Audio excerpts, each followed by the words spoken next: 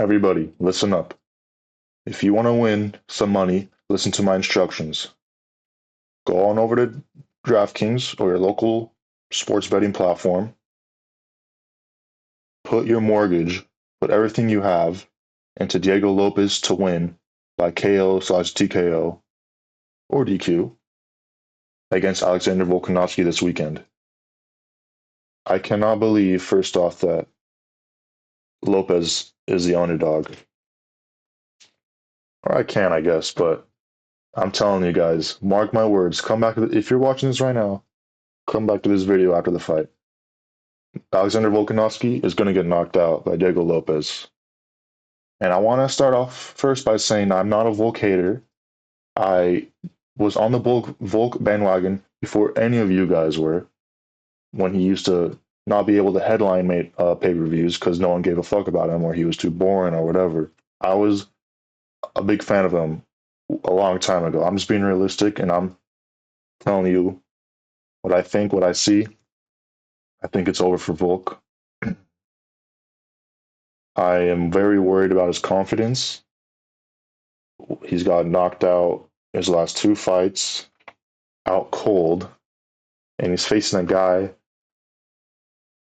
who Volk's never faced anyone this dangerous before, except the two guys who knocked him out.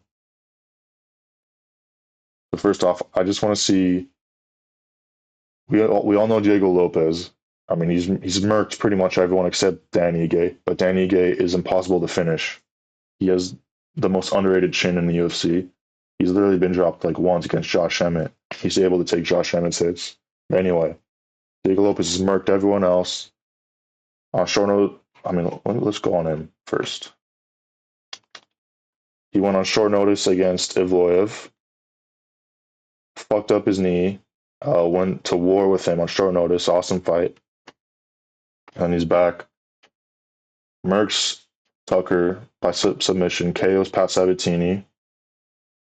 Pretty good win. KO's Sadiq Yusuf. Oh, look at this mustache. Beats Ige. I'm going to talk about this later about this Ige fight. Not a great performance, but we'll get into that. Destroys Brian Ortega. Literally knocks him out, wakes him back up. What was it? Was it like straight right, left hook, some shit like that? He literally knocked him out and woke him back up. I was like, oh shit, when he hit him again. Pretty impressive. So we know how dangerous Lopes is. I want to look at Volk's resume real quick. I don't think he's faced anyone this dangerous with his hands before, except this guy, Topuria, and he got knocked out cold. Except Makhachev, up a weight class.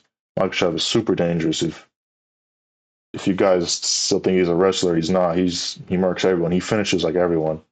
And what happened? He got knocked out cold. Yair is dangerous, but not so much power with the hands. Like, he's not going to knock anyone out cold. I think he's done that like once against BJ Penn. He didn't even knock him out. And he did like a flying scissor kick against Andre Fili. But he's not. Yair's more. He is dangerous, but I think Lopes is different level. Like, the power level is different. Max Holloway. I know Max knocked out Justin Gaethje, but before that fight he was known as Pill Hands Max. So let's be honest for a second. Like Chen Sun like of course all these guys are good. Don't get me wrong. Like Jose Aldo, Chad Mendes, Darren Elkin. But these guys aren't like they're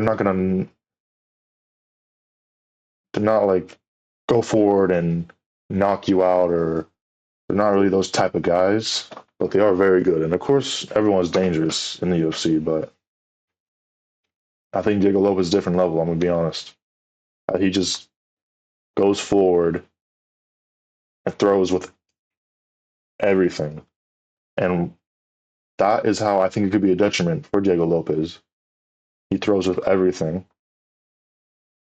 and if he doesn't get you out of there in the first 2 rounds or 3 rounds, since he's preparing for a 5-round fight, he will gas out. You can't put everything in your punches and kicks and not gas out. You have to kind of manage your gas tank. But Diego Lopes is not that type of fighter, which is why we love him. So we saw in the Dan Ige fight, Lopes was doing his thing, first round and a half, first 2 rounds, but he wasn't able to finish Ige. And eventually he gassed out and lost the third round, which is not a good look. But then we could also give Lopes some excuses like this was he gave 4 hours notice and Lopes had to weigh in 3 times. And his fight with Brian Ortega was short notice anyway, the original scheduled fight, because this was supposed to be Brian Ortega in the first place. That was short notice as well. So we get some excuses for that. Then he comes back the next fight, goes the whole 3 rounds, looks great. It looks like he's managing his gas tank a little bit more though. But either way, I just want to go back to why, like, yes, we know how good Volk is. I think this is it for him. I think he's going to get chinned. I don't think he could take shots as well as he used to, but more so for the fact I think his confidence is shot. He's lost his last three. He lost his last 3 out of his last 4.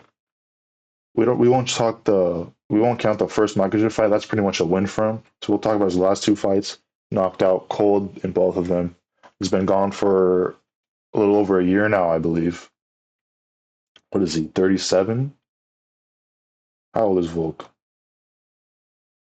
36 at featherweight.